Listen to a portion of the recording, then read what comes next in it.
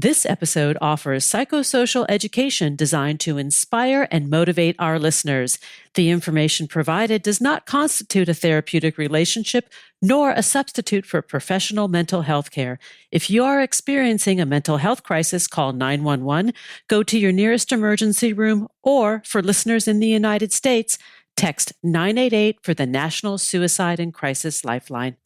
Warning, this episode contains brain food that will lead to improved emotional and social intelligence.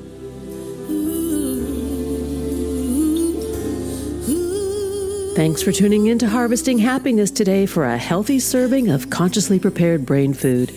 This is Lisa Cypers Kamen, your host. Since 2010, we've been broadcasting sound ideas for better well-being.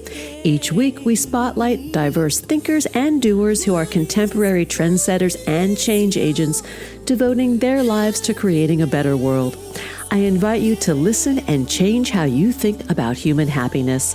Our award-winning content is fresh, optimistic, and purpose-driven media that promotes well-being from the inside out. Good morning, good afternoon, and good evening, wherever you are. Thanks for joining me on today's show, where we are talking about being grounded in nature and the sacred search for spiritual awakening. My guest today is Dr. John Philip Newell, who holds a PhD from the University of Edinburgh. He is a Celtic teacher and author urging the modern world to reawaken to the sacredness of Earth and every human being. He has written over 15 books, including the award-winning Sacred Earth, Sacred Soul. His forthcoming book, The Great Search, delves into the spiritual yearnings of humanity amid the decline of traditional religion. Canadian by birth and a citizen of Scotland, Newell resides in Edinburgh with his family and works internationally. In 2020, he relinquished his ordination as a minister of the Church of Scotland to better align with his belief in the sacredness of Earth and humanity while continuing to honor diverse spiritual traditions. We're talking about the Great Search, turning to earth and soul in the quest for healing and home. Welcome, John Philip. Thank you for joining me today. I am excited to have this conversation with you. Thank you, Lisa. So good to be with you. This is a big topic. You know, positive psychology research teaches us that subjective well-being includes, in other words, the people who self-report themselves to be happy have a strong spiritual practice. And yet, people are leaving traditional religion in droves because their spiritual and soul needs are not being met. And I think this is the point of this conversation. Yes, absolutely. So I think we're in a transition time, as so many who were born, as it were, within the four walls of religious traditions are no longer there. And why are they not there? And I think it's because religion, as we have known it in the Western world, is not addressing some of the deepest yearnings of the soul, especially the yearnings to be in true and sustainable relationship with Earth, and also some of the deep knowings of the human soul that have not been properly nurtured or cherished in a lot of our religious tradition.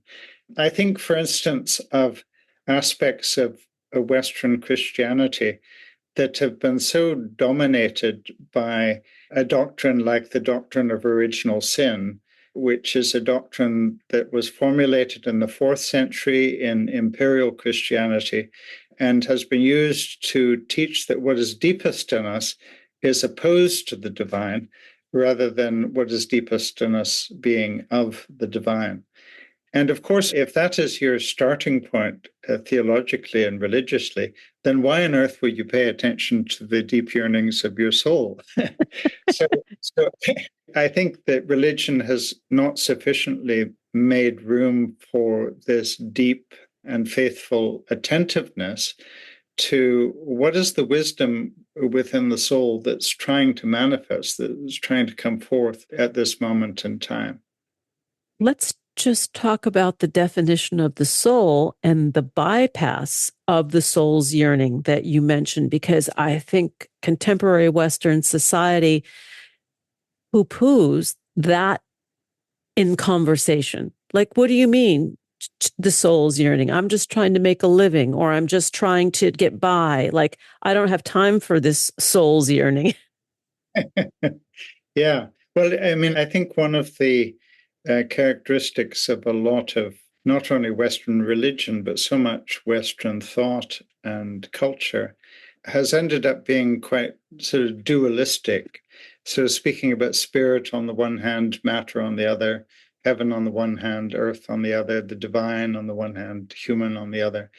And a tradition of spiritual wisdom that I've accessed very deeply in my own life and also in my writings and teachings is the Celtic tradition of wisdom, much of which we can trace certainly in its Christian expression from the 2nd century onwards. And one of the things that is said as early as the 2nd century in Celtic Gaul, in the sort of French expression of the Celtic, is that we and all things, the earth, humanity, the cosmos, everything, it is said, comes out of the very substance of the divine. So instead of, whereas Western Christianity in its imperial form was wanting to say that God is this sort of transcendent being that fashioned matter, fashioned the universe out of nothing. Whereas the Celtic wisdom has said, well, no, matter and earth, the universe, humanity, has not been created out of nothing, but rather comes out of the very substance of the divine. And that's still slightly shocking to our dualistic Western ears. And one of the implications of that is that this stuff, the stuff of the human body, is sacred, and how we handle one another in relationship, how we care for the most physical needs of those who are hungry and homeless and seeking refuge and sanctuary in our nations, how we handle the matter of earth, the body of earth, with reverence and with a vision for justice and equity. All these are sacred matters. And that provides an enormous challenge to how we've lived, how we've seen the resources of Earth as just there to make use of or to exploit for our so-called well-being, forgetting, of course, that we cannot be possibly well if the Earth is unwell, and forgetting that I cannot be well if you are unwell, or my nation cannot be well if your nation is unwell. I completely agree with this. Yes. Big implications to refusing the dualism that has characterized a lot of our Western inheritance. And sort of one of the features of that, as we've been already touching on, is to get in touch with the yearnings of the human soul. And a writer that has meant a lot to me over the years was named Simone Weil. She was a young Jewish writer, philosopher, teacher who managed to escape from Paris just after the Nazi occupation of her homeland, but then died tragically before the end of the war. But in one of her writings, she uses a phrase that has been really, really important to me, not only in my teachings, but in my own life and in my own spiritual journey. She speaks about the efficacy of desire. And by that, I believe she meant that getting in touch with the deepest yearnings of our being is efficacious. That is, it helps bring about some of the deepest longings at the heart of our being. So becoming conscious of what those longings are, bringing them up into greater consciousness, then allows us to translate those yearnings from consciousness into action. So this is one of the sort of starting points of the new book, The Great Search. Getting in touch with the deepest yearnings of our being are really important on the pathway to healing, not only individually, but collectively and as an Earth community. And we're hurting right now. I mean, the people of this planet and the planet itself is in a wounded state. Yeah. And that's the part of the waking up process, isn't it? To recognize, but also to name how much we're hurting. And that's only sort of part of the response, but it's a really important response to say, look, we're broken, and the future of humanity is in doubt if we continue to live this way, not only with one another, but with Earth. So I think that, in a sense, that apocalyptic language of, look, if we don't change, we're threatening the very sort of future of our grandchildren and those to come. So let's allow that apocalyptic language, in a sense, to have its place. But I believe that sort of deeper than the language of addressing the horror and the extent to which we're unwell, it is to try to articulate also a vision of hope, and a vision that allows us to begin to grasp how we can use the deepest resources of our being, including our imagination. Let's allow ourselves to imagine and dream the way forward in terms of finding new ways of relating, new ways of being, new ways of seeing one another and seeing Earth, that will allow us to move beyond this brokenness. I'm wondering if the religious exile that we were speaking about is also in response of not just religions meeting the needs of people in contemporary society, but also so many of the religions are fear-based. And that fear, in my own experience, like beneath the fear is the disappointment, right? And fear is being weaponized right now in so many different ways. So I like what you were saying about also instilling hope and that journey towards that spiritual connection being a very hopeful, joyful, satisfying, soul-satisfying experience. Yeah, absolutely. I mean, in one of my earlier writings, the one you mentioned, Sacred Earth, Sacred Soul, I give a chapter to the sort of eco-prophet John Muir.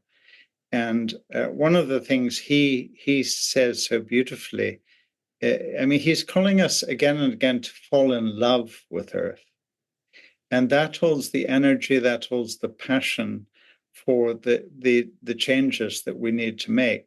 So it's not enough to just sound the prophetic note of we're destroying ourselves and we're destroying Earth. Yeah, yes, there's a place for that no, in a sense, an emphatic no to how we are living and behaving. But there needs to be this deeper yes to what we're being invited into, and to the delight of what we're being invited into, and to the beauty of it, and not just to avert disaster, but to know also a great fullness of being and interbeing. The word that comes to mind as you speak is cherish.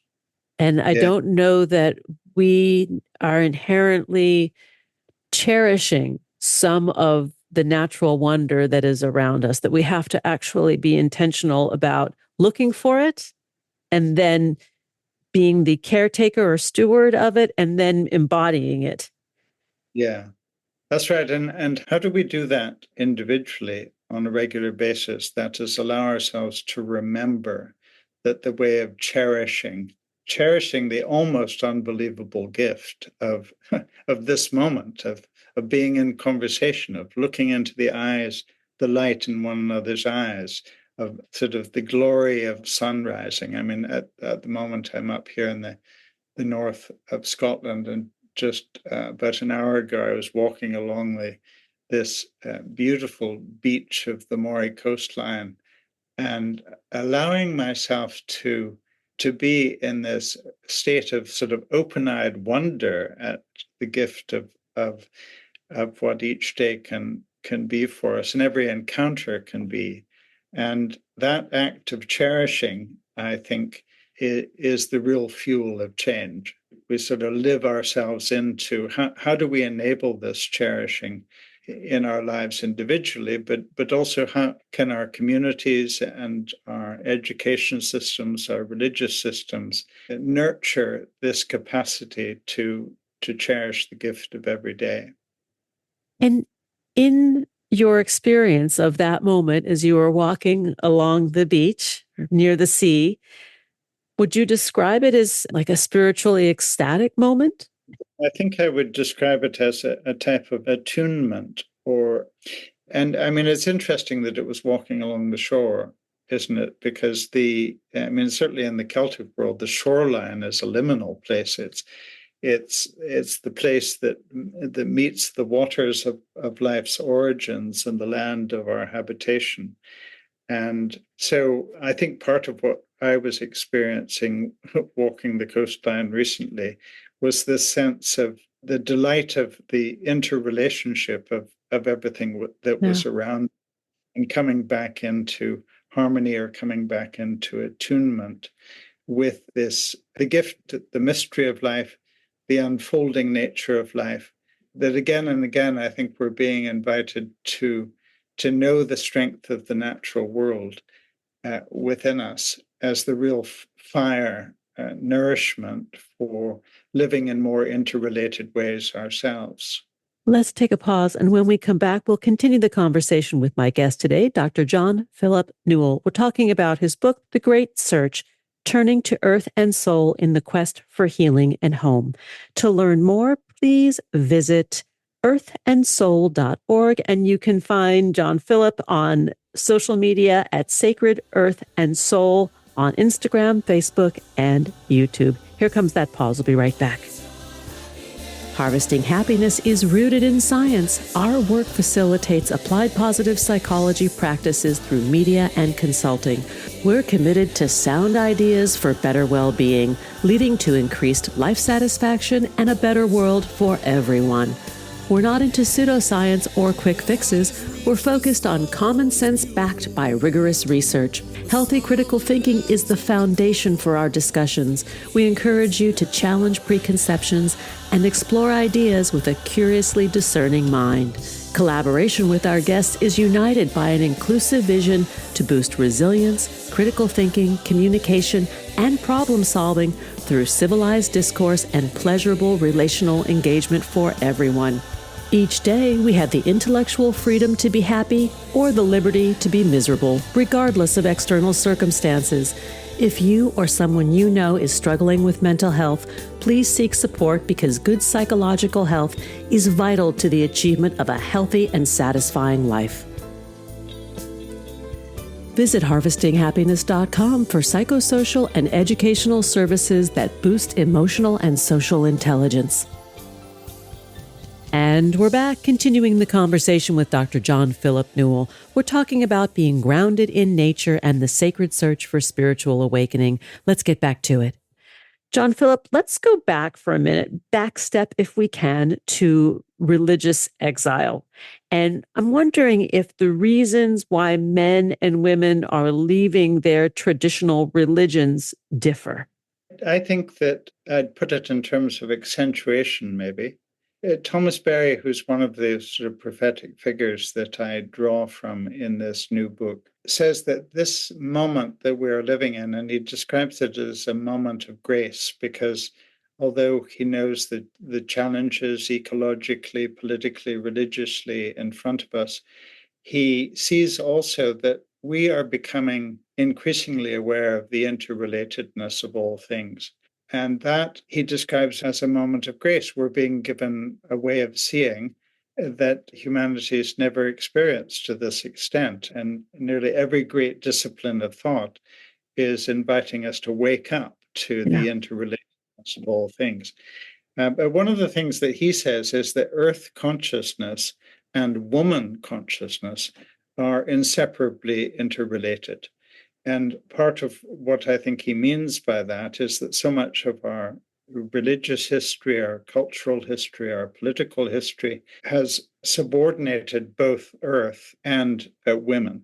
And as we are at this moment in time becoming increasingly conscious of earth, I think an inseparable part of that waking up is waking up to the sacredness of the feminine. And knowing that these are not sort of separate themes, but they're absolutely sort of interwoven. So I think, and I mean, one of the other sort of figures that I draw from in the book is Carl Jung, and certainly Carl Jung's understanding the feminine and the masculine is not to identify the feminine just with women and the masculine with men, but is to see us all as knowing these sort of twin expressions of the divine deep within us.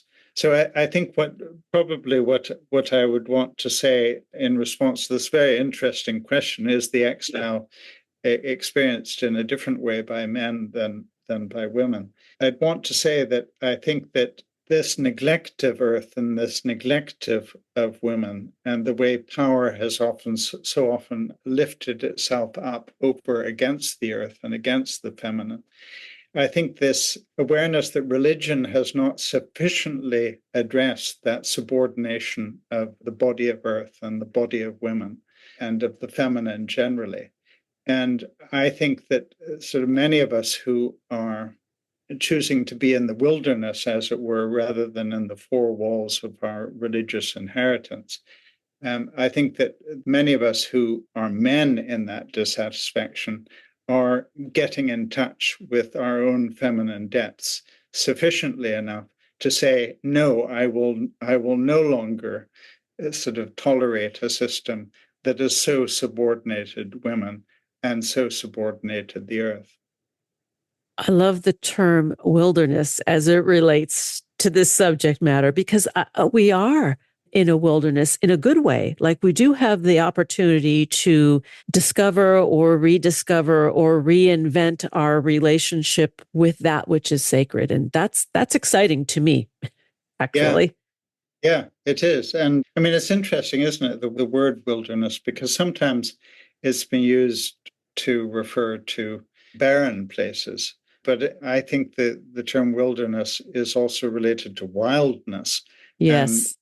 And the realization that part of what we need to get back into touch with is the wildness of nature, the wildness of earth, and also the wildness of the human soul. Because often we've wanted to domesticate, tame earth. And I think the equivalent is that we've often tried to tame the human soul, and we've been quite sort of frightened of what doesn't sort of fit the stereotypes of the power structures that have given shape to culture, politics, religion, and so on. One of the other reasons why I find the term wilderness important at the moment is that in my Judeo-Christian inheritance, there's been place given to the prophetic voice as existing in the wilderness, as it were, rather than in the four walls of the temple. And so as we see religion as we've known it collapsing, I think that many of us are increasingly realizing we're in this wilderness place. And how shall we speak and how shall we live in this wilderness place in a way that says no to many of the things that were happening in the temple or within the four walls of religion?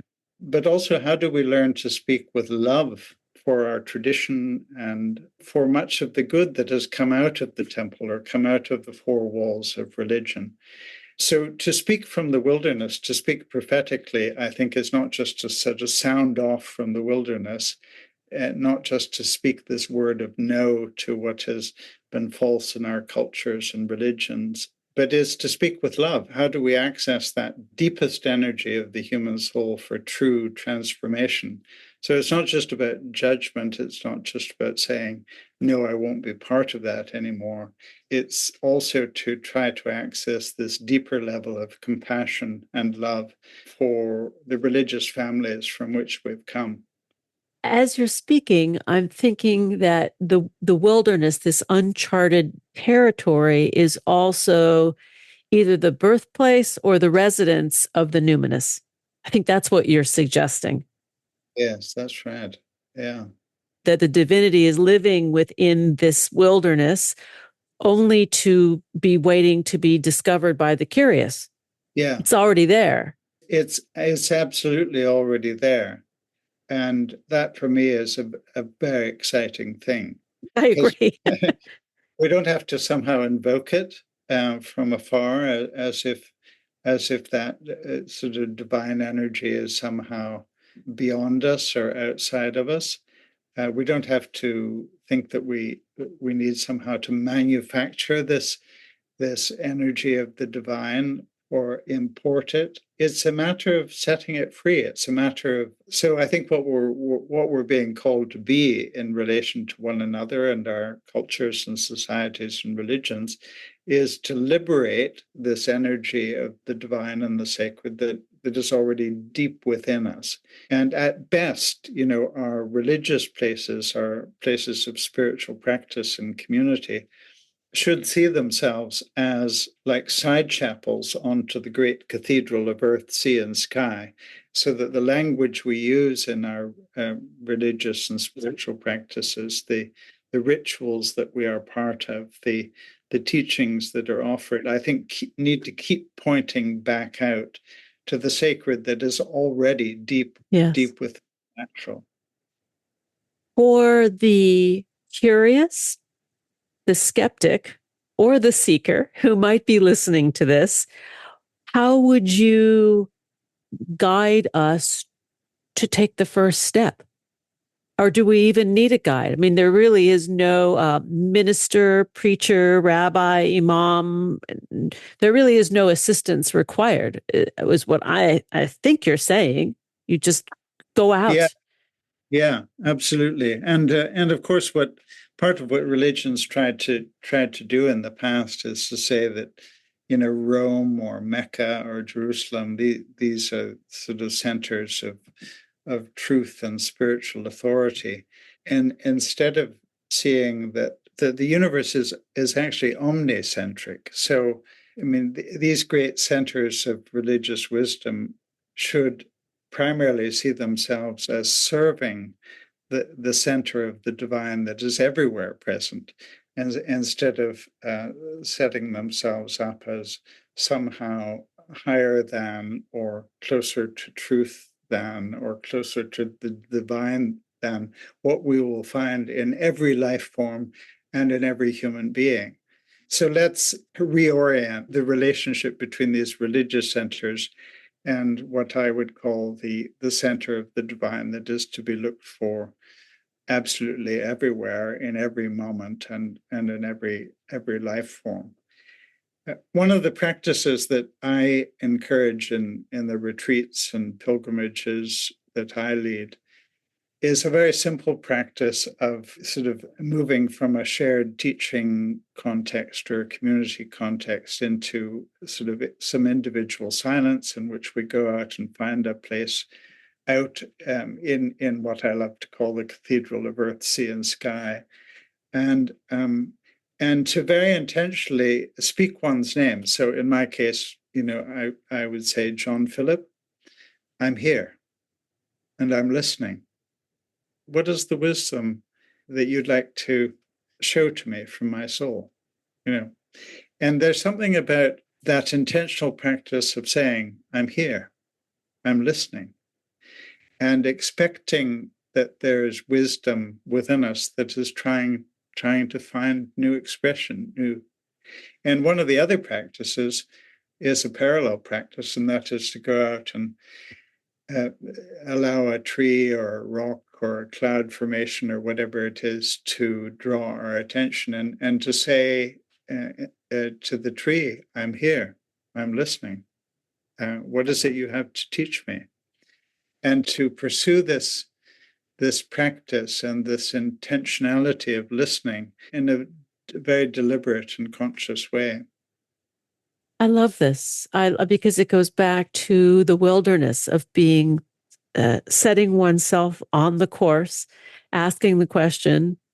And usually when you think about problem solving in a real life, we're not talking about spiritual life, but in one's everyday life, when we're trying to solve something, we pose the question.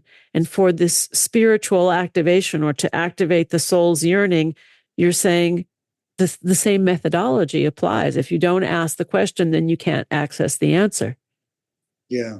I mean, we were speaking about John Muir earlier, and I've just remembered something he said. He said, in God's wildness lies the hope of the world.